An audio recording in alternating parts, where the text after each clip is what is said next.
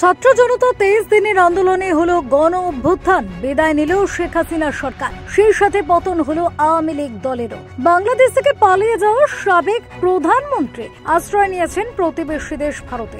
এমতাবস্থার পর ভারতে বাংলাদেশি পর্যটকদের সংখ্যা তলানিতে। ভারতীয় গণমাধ্যমগুলির প্রতিবেদনে বলা হয়েছে, প্রায় 2 সপ্তাহ আগে শিক্ষার্থীদের বিক্ষোভের মুখে প্রধানমন্ত্রী শেখ হাসিনা পদত্যাগ করে দেশ ছাড়লে পরিস্থিতি আরো খারাপ হয়ে যায়। এর ফলে বাংলাদেশ থেকে ভারতমুখী অনেক ফ্লাইট ব্যাহত হয় এবং চিকিৎসাজনিত কারণ ছাড়া সব ধরনের ভিসা স্থগিত করা হয়। যদিও ফ্লাইটগুলি এখন আবারও চলতে শুরু করেছে। ঢাকা এয়ারলাইন্সের এক কর্মকর্তার তথ্য মতে ফ্লাইটগুলি যাত্রীর সংখ্যা 50%-এরও বেশি কমে গিয়েছে। প্রতিবেদনে বলা হয়েছে, 2022 সালের তুলনায় 2023 সালে বেশি বাংলাদেশি চিকিৎসার জন্য ভারতে গিয়েছে, যার শতাংশ বেড়ে দাঁড়ায় 48। কলকাতা ভিত্তিক এক মেডিকেল ট্যুরিজম কোম্পানিতে প্রতি মাসে প্রায় 150 জন বাংলাদেশি রোগীকে ভারতের চিকিৎসার ব্যবস্থা করে দিত। বর্তমানে এই ধরনের রোগীর সংখ্যা 5-6 জনে নেমে এসেছে, এমনটাই জানিয়েছে কোম্পানির প্রধান নির্বাহী।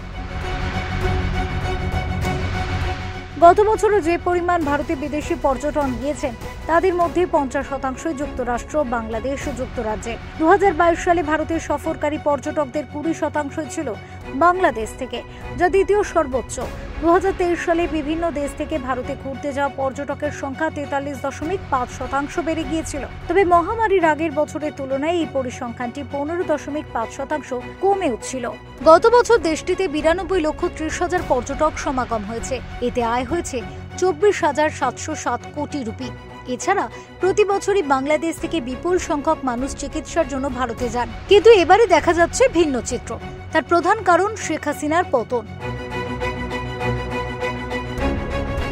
ভারতীয় দৈনিক ইকোনমিক্স টাইমসকে বাংলাদেশের ট্যুর অপারেটর অ্যাসোসিয়েশনের পরিচালক বলেন, দেশের বাইরে ঘুরতে যাওয়া বাংলাদেশিদের কাছে ভারত একটি গুরুত্বপূর্ণ বাজার। তিনি বলেন, বাংলাদেশি ভ্রমণকারীদের জন্য ভারত একটি প্রধান গন্তব্য।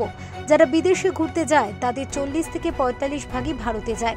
তিনি আরো বলেন, ভারতে যাওয়া বাংলাদেশিদের মধ্যে 15% যান কেনাকাটা করতে, 5% যান অবকাশ যাপনের জন্য, আর 80 ভাগই যান চিকিৎসার উদ্দেশ্যে। বর্তমানে ভারতে বাংলাদেশি পর্যটকদের অবস্থান যেভাবে তলানিতে পড়েছে, এর ফলে আশঙ্কা করা হচ্ছে বড় ক্ষতির শিকার হতে পারে দেশটির অর্থনীতি।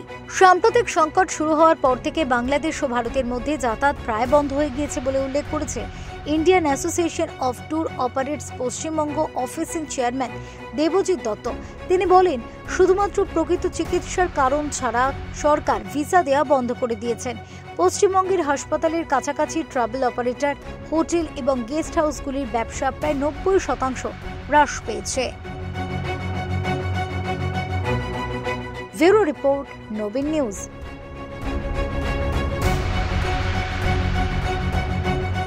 এখন থেকে প্রবাসীদের সকল অভিযোগ প্রকাশ করবে নবীন নিউজ।